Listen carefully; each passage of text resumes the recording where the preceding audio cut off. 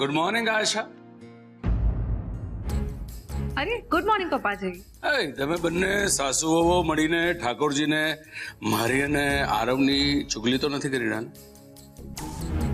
ચલો ચલો, બાકીની કમ્પ્લેન્ટ પછી કરજો, પેલા જરા નાસ્તો પીરસો. હા હા, તમે નીચે જાઓ, હમણાં જ નાસ્તો પીરસું છું.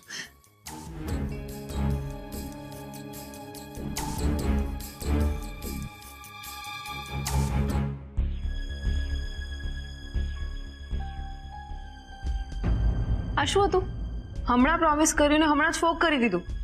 હા મારી માં, પણ મારે મારી બીજી જવાબદારીઓ પણ પૂર્ણ કરવી પડશે ને. અને જો તારા પપ્પાજીને ખબર પડશે કે હું ફરી અંગ્રેજી શીખવાની છું તો એ તો મારી ધૂળ જ કાઢી નાખશે. પણ મમ્મીજી, અંગ્રેજી શીખવું એ કોઈ ગુનો થોડી છે. તમે એક કામ કરો, તમે છે ને જઈને પપ્પાજીને પૂછી જાઓ, એમની પરમિશન લઈને જાઓ. અને ના પાડશે તો છે ફરી પાછું નેગેટિવ. તમે નેગેટિવ કેમ વિચારો છો? બની શકે કદાચ હા પણ પાડી દે. અત્યારે નીચે જા.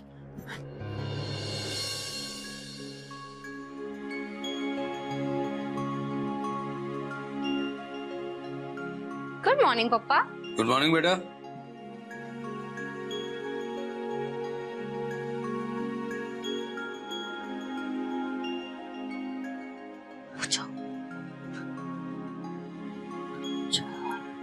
અત્યારે રહેવા દે ને, પેલા નાસ્તો તો કરી લેવા દે. શું વાત છે ગોગી, ક્યારના તમે બંને જણા શાની ખુસુર ફુસુર ખુસુર ફુસુર કર્યા કરો છો? એ ચકલી, તને કઈ આઈડિયા છે કે આ બંને જણા શાની ખીચડી પકાવી રહ્યા છે? નો આઈડિયા. મને લાગે છે કે બંને જણા મળીને કંઈક મોટી શોપિંગ નું પ્લાન કરીને મારું ખિસ્સું ખંખેરવાની વેતરણમાં છે. પપ્પાજી, મમ્મીજી તમને કઈ પૂછવા માંગે છે. બોલો.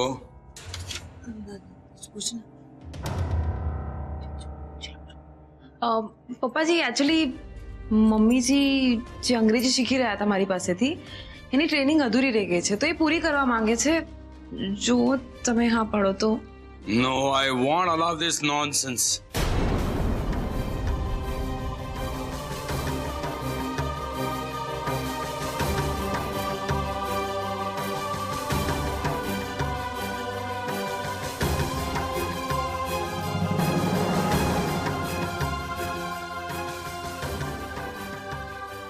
જોયું, મેં કહ્યું તું ને ગુસ્સો કરશે.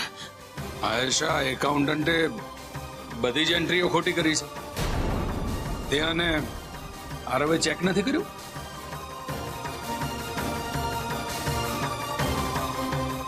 હું મમ્મીજી, પપ્પાજી પેપર્સની વાત કરી રહ્યા છે, તમારે અંગ્રેજી શીખવા માટે નથી મળી રહ્યા. એક મિનિટ.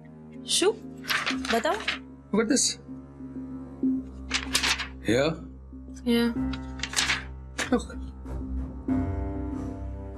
કોઈ પણ કામમાં હું આટલી બેદરકારી અલાવ નથી કરતો, એટલે તું અને આરવ બંને જણા એલર્ટ રહો અને એકાઉન્ટન્ટને પણ બરાબર સમજાવી દો. ઠીક છે પપ્પાજી. કારણ કે કોઈ પણ કામ ન આવડવું એ કોઈ ગુનો નથી આયશા, પણ એ જવાબદારીમાંથી છટકી જવું એ સૌથી વધારે મોટો ગુનો છે, જે હું ક્યારેય ચલાવી શકું એમ નથી. કામ કરું છું, હું આ બેલેન્સ શીટ ચેક કરાવી અને બધું રેક્ટિફાય કરાવી દઈશ. ઓકે? ચલો હવે ઝડપથી નાસ્તો પીરસો, ખૂબ કકડીને ભૂખ લાગી છે. હા પપ્પાજી, હું શું કહેવા માંગુ છું, આપણે એ બધું પછી પેલા નાસ્તો કરી લઈએ. પહેલા આપણે થેપલા બનાવી લઈએ, બાકી તમને લોકોને ઓફિસ જવાનું મોડું થશે. ચાલ ચાલ ચાલ, પછી વાત કરીએ. સવિતા, તું બીજા કામ પતાવ, થેપલા હું બનાવું છું. સારું મોટી બેન. મમ્મીજી, આ શું હતું? મમ્મીજી, તમે એક દિવસ થેપલા નહીં બનાવો તો પપ્પાજી તમને દંડ નહીં કરે. અને આ શું હતું? અને બોલવા કેમ નથી દીધી તમે? વાત તો પૂરી થઈ ગઈ ને સોનું. તે સાંભળ્યું નહીં કે તારા પપ્પાજીએ શું કહ્યું? એમને કોઈ પણ કામમાં બેદરકારી બિલકુલ પસંદ નથી. અને મેં માન્યું કે સવિતાને પણ થેપલા બનાવતા આવડે જ છે, પણ તારા પપ્પાજીને મારા હાથના થેપલા ભાવે છે, એટલે અત્યારે સૌથી પહેલા થેપલા, બાકી બધી વાત પછી.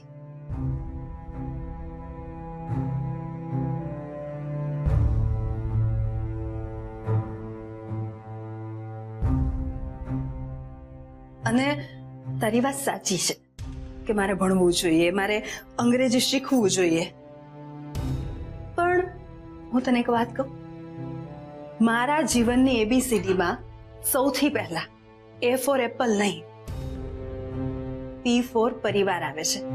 એટલે કે મારો પરિવાર મારી પ્રાથમિકતા છે. તું ખોટું ન લગાડતી બેટા, પણ એમને કે મારા પરિવારને દુખી કરીને કે એને નજરઅંદાજ કરીને મારે મારા જીવનમાં કંઈ નથી કરવું. ઇન શોર્ટ તમે અંગ્રેજી તો નહીં જ શીખો એમ ને? શીખીશ ને, અંગ્રેજી પણ શીખીશ, પણ પહેલા મારા પરિવાર પ્રત્યેની, તારા પપ્પાજી પ્રત્યેની ફરજો પૂરી કરીશ, અને એ બધાની વચ્ચે જો મને સમય મળશે ને તો અંગ્રેજી શીખીશ. હા મોટી બેન, તમારે અંગ્રેજી શીખવું જ જોઈએ. તું તારું કામ કર ને બેન, અને મહેરબાની કરીને તારા મોટા શેઠની સામે આ ચર્ચા કરતી જ નહીં. જા. એટલે ટાઈમ નહીં મળે તો તમે અંગ્રેજી નહીં જ શીખો એમ કહી દો ને એટલે વાત પતી જાય. હવે તું ઊંધી વાત કરે છે. મેં કહ્યું ને, હું શીખીશ એટલે શીખીશ. ક્યાં અને કેવી રીતે એ આપણે પછી નક્કી કરીશું. અને હમણાં આપણે તારા પપ્પાજીને પણ કંઈ પણ નથી પૂછવું કે કંઈ પણ નથી કહેવું. થેપલા તૈયાર છે, તારા પપ્પાજી રાહ જોતા હશે. ચાલ, ગરમા ગરમ થેપલા. વાહ, તો ફાઇનલી થેપલા લાવી ખરી. Thank you. ઓ ગોગે, થેપલા તો તારા હાથના છે, તારે જ બનાવવાના, એમાં ક્યારે એક્સપેરિમેન્ટ નહીં કરતી. ને એટલે આપણી સવિતા બનાવે છે, પણ તારા હાથના જેવો જાદુ તો નહીં જ ને. તમારે ભણવાને બદલે જાદુના શોઝ ચાલુ કરવા જોઈએ. આવ્યા મોટા જાદુગર. અમે બંને સાસુ કંઈક શીખવવાની વાત કરતા હતા. શું હતું? મને પેલી બેલેન્સ શીટ ને કંઈક વિચારોમાં મને ખ્યાલ જ નહીં. તમે પેલા નાસ્તો કરી લો ને, તમે અથાણું ના લીધો? આ તો પૂરું થવા આવ્યું, નવું ક્યારે બનાવવાની છે અથાણું? અને ગોગી, આ વખતે કેરીના ટુકડા નહીં કરતી, સંભાર્યા કેરી કરજે. અને ગોળ કેરીના અથાણાની સાથે સાથે પેલું લીંબુનું અથાણું પણ બનાવજે, અને સાથે છુંદો તો બનાવે જ છે. પપ્પા, ગુંદા? ગુંદાનું અથાણું તો માત્ર મારી કોકીના હાથનો છે. તને ખબર છે આજે કોકીના હાથનો જાદુ શું છે, શું ખાસિયત છે? એના હાથનું બનાવેલું ગુંદાનું અથાણું ચોમાસામાં પણ ઝાંખું નથી પડતું. એના ચહેરાના સ્માઇલની જેમ એ અથાણાનું દરેકે દરેક ગુંદુ તને મલકાતું મલકાતું ચમકતું જ દેખાય. મોટી બેન, હું કેમ, હું આજે જ જઈને ગુંદા અને કેરી લઈ આવું કે? હા હા, આપણે વઘારેલા ગુંદા અને ગરમર તો બનાવી જ નાખીએ. મમ્મીજીને એમની જવાબદારીઓ સાથે ભણાવવા અઘરા તો પડશે, બસ મારી ધીરજથી કામ લેવું પડશે. સવિતા, આ અથાણા માટેની કેરીનું લિસ્ટ એકદમ ધ્યાનથી બનાવજે. લખ, છુંદા માટેની કેરી, પછી પેલા સંભારિયા માટે લાડવા કેરી, અને ગોળ કેરી માટે નરમ કેરી, અને ગરમર પણ લખજે.